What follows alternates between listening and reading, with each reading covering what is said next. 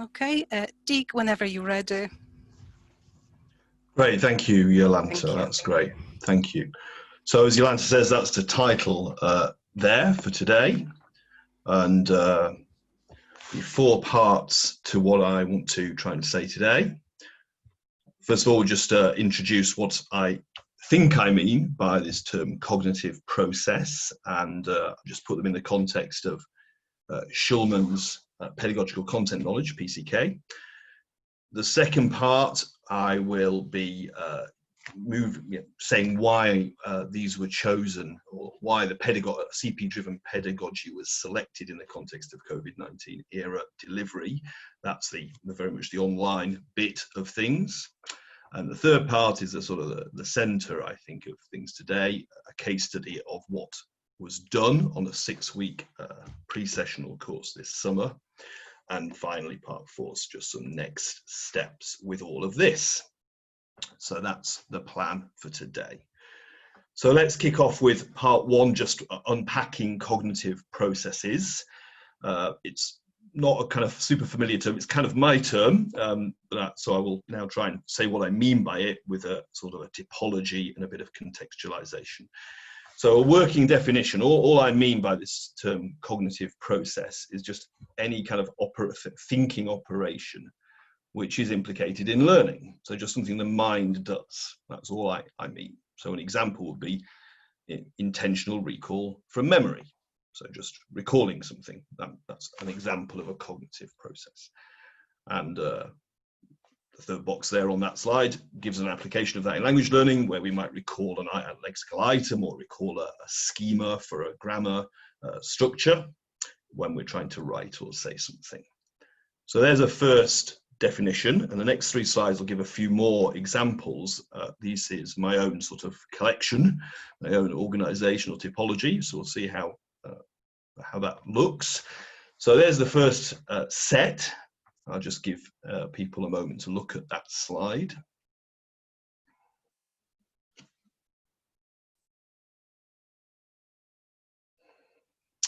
So on the left, we've just got a list of 8 cognitive processes with my own sort of rough specification of each of them. So if you're talking about, say, note-taking as a phenomenon, as an example, we might want to characterize what note-taking is. We might want to categorize different kinds of note-taking. We want examples of those. More central or peripheral examples of note-taking might be prototyping. That's what's being suggested there. That's our first slide on that. Secondly, 2 more. So visual representations and metaphor, I'm classifying those as ways of representing something in a teaching or learning context. And then finally, set 3, if you're sort of messing around with this phenomenon or trying to apply it or evaluate it, that's in my head distinct from the phenomenon in itself. So those are some more cognitive processes which I think, for me at least, sit in a slightly different domain. So I'd be interested to hear what people think about those CPs. That's just my classification. And I hope that gives a sufficient illustration of what I might mean by them. For me, these sort of fit within Schulman's pedagogical content knowledge construct, PCK. It goes back to the 1980s. As people may know, that was Schulman's way of talking about teacher content knowledge or teacher and subject knowledge in terms of presentation of that or teaching of that, distinct from the actual content per se. And that's been developed to include teacher orientation over time.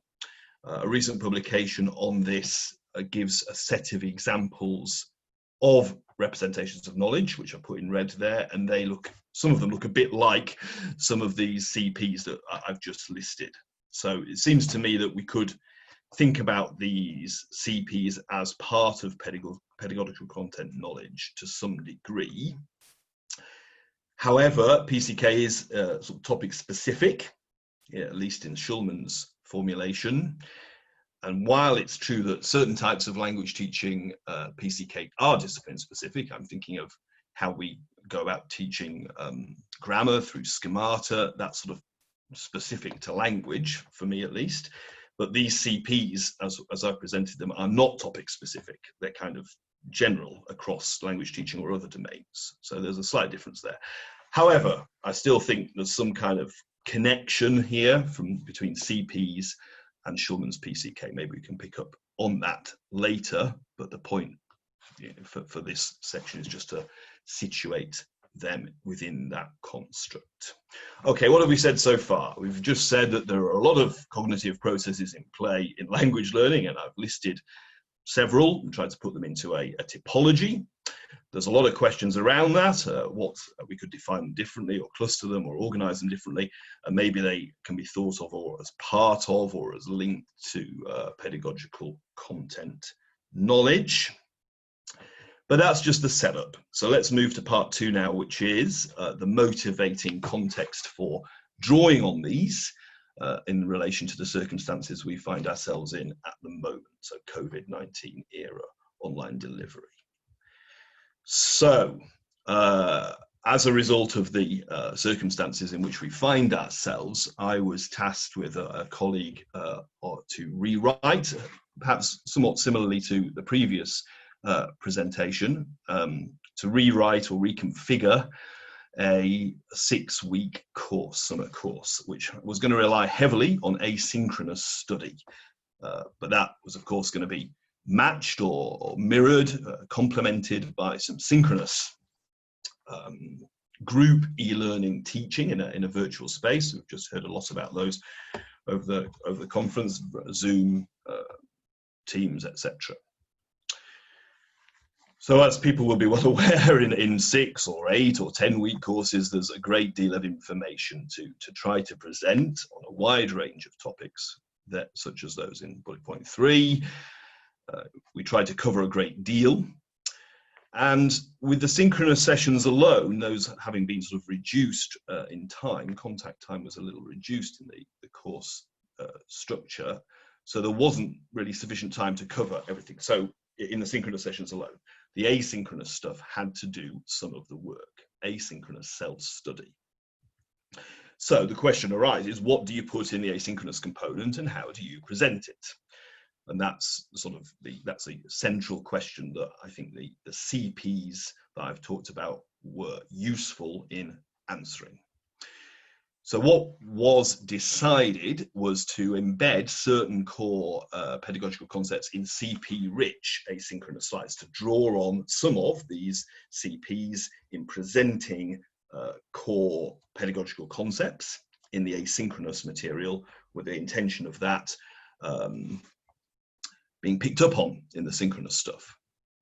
So in other words, as it says, just simply presenting the concept of, for example, group work, instead of presenting that just in procedural terms, to try to draw on some of these CPs to question, to frame, to analyze, synthesize, speculate about, do prototypes of, categorize, etc., the notion of group work before going on to, say, something more procedural about it. It was also felt that that would allow opportunity for discussion by deploying these CPs to deconstruct or question or whatever, do the various things that the CPs do. That will create the matter for a discussion in the synchronous session. And of course, we would then go on to just do the more procedural stuff, the how-to. This is what we expect of group work, for example. So all this stuff that I'm going to talk about is not a replacement for what I'm calling here the how-to, or just the process approach to a particular part of the curriculum. It's an addition, in my head at least. So what have we said so far? We've just talked about CPs, and then I've suggested that because of the COVID-19 context, a decision was made in my course that I co-led to draw on cognitive processes in order to provide conceptually rich lead-in material to certain core EAP tasks and activity, for example, note-taking. So let's turn now to the center of this, which I think is a worked example of what I mean by this. So hopefully this is a little more practical or embedded. as a worked example of using cognitive processes in setting up the construct of the writing process. So just before we do that, this slide shows the 5 points or the 5 elements of the course where CPs were drawn upon. There they are. This section will focus on the writing process alone. We could talk about any of the other 4, but won't, just for time. So this is focused on the last of the 5, the writing process. And to provide some context for that, what I'm about to say is all the Monday of week 3 of a 6-week course. The first 2 weeks had been setting up the writing task, and then information and activities on research approaches to reading and note-taking and similar sort of reading for writing or reading into writing tasks. And the rest of week 3 was very much on the how-to of the writing process in the context of the course task. So much more procedural. But this Monday, week 3, which I'm now about to detail, was the particular session where we felt we were drawing on CPs to construct the day's work. So there are 5 parts to this, and we'll go through them now. So part 1, quotations. In the asynchronous session, we gave students lists of about 12 quotations on the writing process, but these were all from writers of literature. They included 2 quotations from George R.R. Martin and Dorothy Parker, which were about them hating writing, as they put it, but liking having written. So a list of quotations were provided in the asynchronous material. And in the synchronous session, students were asked to reflect on what quotes, if any, spoke to them, and then whether it was appropriate or useful to draw on writers of literature in relation to talking about preparation for student academic writing. And as I see it, there's a number of CPs implicated in there. First is categorization, because we're sort of quotes about literature in relation to student academic writing. So there's 2 categories of writing being invoked there, literary and student academic. And then from that, there's an evaluation was very much a part of the synchronous materials. What's the validity of drawing on such quotations from writers of literature? Does that have a validity? We just posed that as a question, didn't give an answer. We wanted them to sort of think about that, to evaluate that. And then a personal response as well. Which quotes did they like? So that's the first of 5 activities which have a CP driven nature to them, at least as I see it. The second part was probably the core of the 5, the nature of a process in principle. What is a process? So in the asynchronous session, some processes were listed, basic processes from daily life. And then a categorization of those was offered. The list is given there: shorter processes and longer processes, simple and complex, processes with a few steps or many steps, processes which are fixed or flexible. And finally, in this second element, a typology of processes was offered: linear, branching, cyclical, and complex, and each was given a visual depiction and an example. So there's quite a lot of stuff there in the asynchronous session for the students to sort of just look at and read through. And then in the synchronous session, they were asked to provide further, so add to the list of examples, yeah. So to add to the list of daily examples of daily processes, which is exemplification and analogy, are the CPs invoked there. And then with the 4 visual representations of the writing process, they were asked to compare them and which ones they felt would apply to certain examples of processes from daily life. They were asked to apply the parameters from the previous slide, that's these 4 parameters here, to different processes, and to discuss further questions on the nature of a process. So that was part of the synchronous delivery. And in brackets after each point, though, the CPs that I feel are in play there are given. Part 3 of the session, we had a second typology of metaphorical writerly types taken from Kremen Layer 97, and the synchronous session was just in relation to that part, was a discussion of oneself as a writer. What kind of writer did students feel themselves to be, drawing on the typology from Kremen Layer? Part 4, a list of metaphors for writing was provided in the asynchronous session. So writing is climbing a mountain, or writing is rowing a boat from an island to the mainland, and various others. And the synchronous session, students were invited to talk about those with very much a personal response in mind, which one spoke to them. And that was the 4th part of that day's session. And the 5th part was sort of a bit of a closer or an outro, just inspiration for writing. Where'd you get your inspiration from? And that led to a discussion, perhaps an imaginative one. Okay, so those are the 5 parts to that Monday session. Both the asynchronous stuff was given in PowerPoint form, and then the synchronous was a follow-up session. Not all the tutors there wasn't time in the synchronous stuff to pick up on everything, and tutors knew that, but they could select from the various activities there to talk through in that first week 3 Monday session. Okay, so some brief feedback. Obviously, we obtained feedback from the tutors on the course throughout the course in staff meetings and through other ways, and feedback at the end of the course from students and tutors. And there were no negative comments, I'm happy to say, at any point regarding the materials throughout the 6 weeks. And indeed, a range of positive descriptors were used in the end of course feedback of the materials, both from the students and the tutors. There's a caveat there.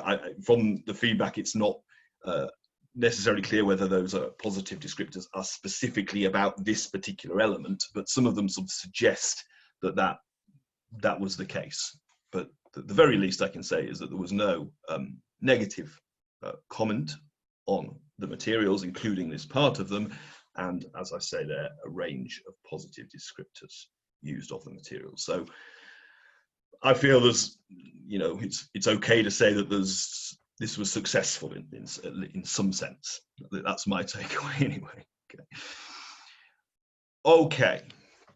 So a summary comment now on just what I've said, and what have I tried to convey? That CP-driven tasks offer an additional element to process or how-to pedagogies that simply offer templates or models. So write like this as the writing process, or follow this model would be what I mean by a how-to pedagogy.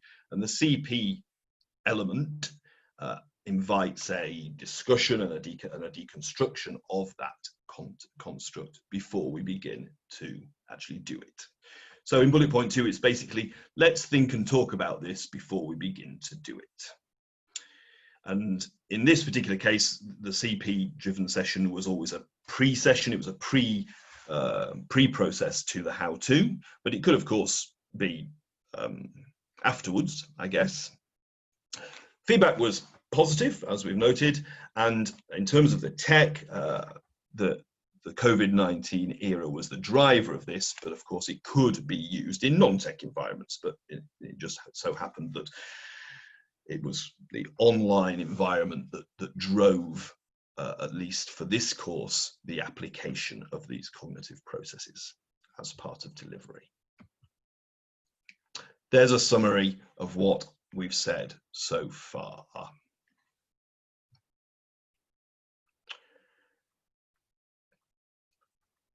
So a final step now, just next steps, the final part 4, next steps.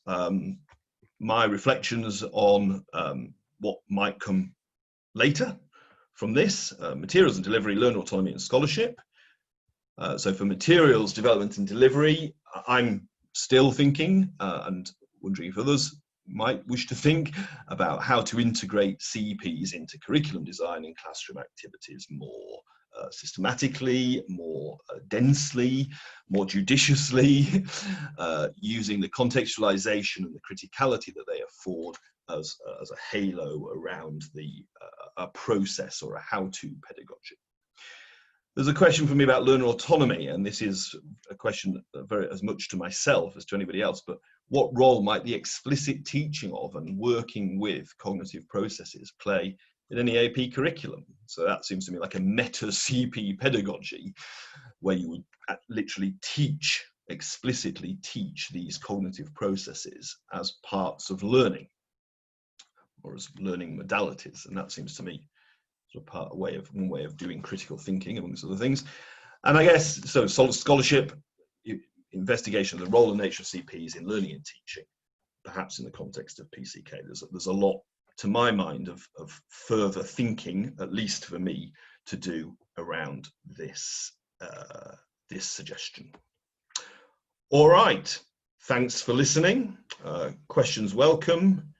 There we go. That's that.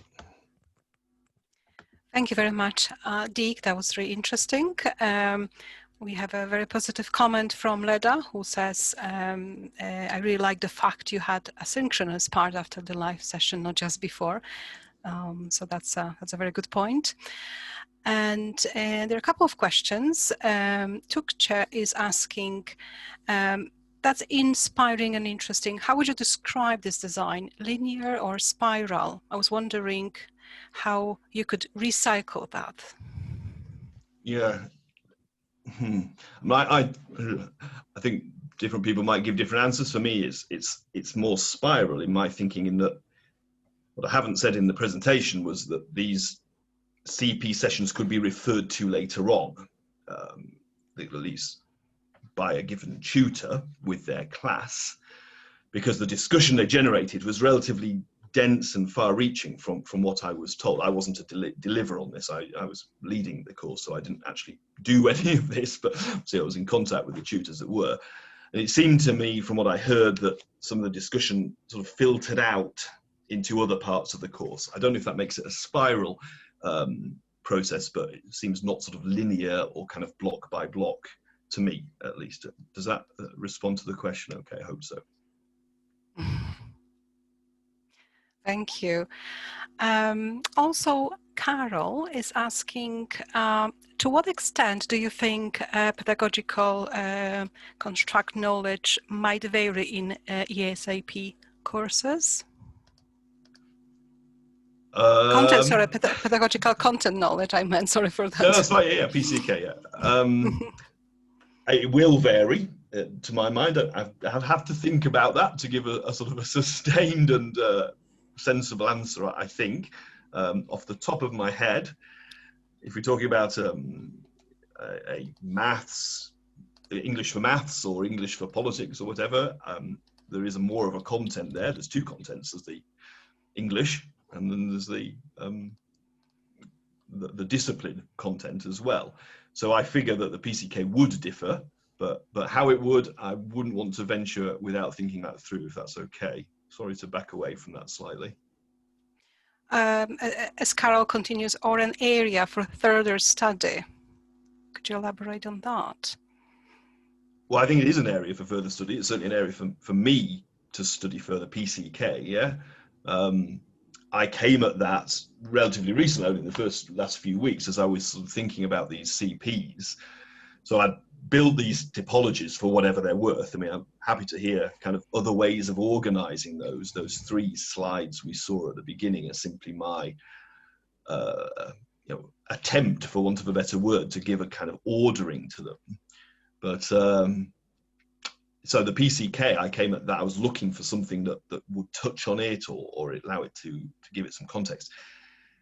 And I've been reading around that over the last, let's say, I don't know, a couple of months or so. There's a lot in PCK. It's been developed a great deal since 86, 87, when it was first emerged. Still a topic on which people are writing. And I think there's a lot in there. I really do. I mean, what do we as tutors need to know? And that's the case for any teacher or any trainer in any context. But I think as EAP specialists, I think it does apply to us a little bit more, because we're often interfacing with content knowledge of which we are not experts. Sure, we have our own expertise around the lexis, the grammar, whatever, all that stuff. But when we find ourselves delivering on, this of course was HRM, as it happened, as human resource management. Now, I don't have a human resource qualification. I don't know about that specifically. I maybe know more than, because you pick up stuff, but I don't. So to what degree PCK applies to us, I think is a round question, a rich question, and one I'm still thinking about. Yeah, I'm happy to collaborate with people on this in relation to this. I want to know more about this and think about it a little bit more clearly for myself. So yeah, again, a partial answer there. Thank you.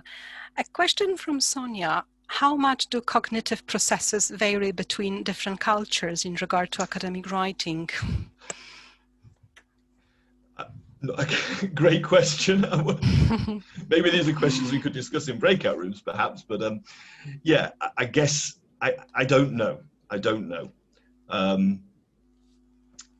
They seem to me to be cognitive. They're part of the human cognitive hardware. Yeah, that we all think independent of our cultures in all these ways. So I don't, for me, see immediately that there will be a great sort of distinction between on a cultural basis, but part of learning or learning a subject might enhance, in any culture or every culture, might enhance how we draw on these, how much prominence we give to them as both as learners and as teachers. This presentation has been from the teaching side, as I hope has been clear. It's what I and a colleague did to construct a particular curriculum. So this was more on delivery. But of course, it's the learners were doing it hard. So we were hoping for them to think more clearly. But I don't. That's as individuals. It's not in relation to any particular culture that anyone has come from. For me, at this point, at least. Okay, thank you. Any more questions?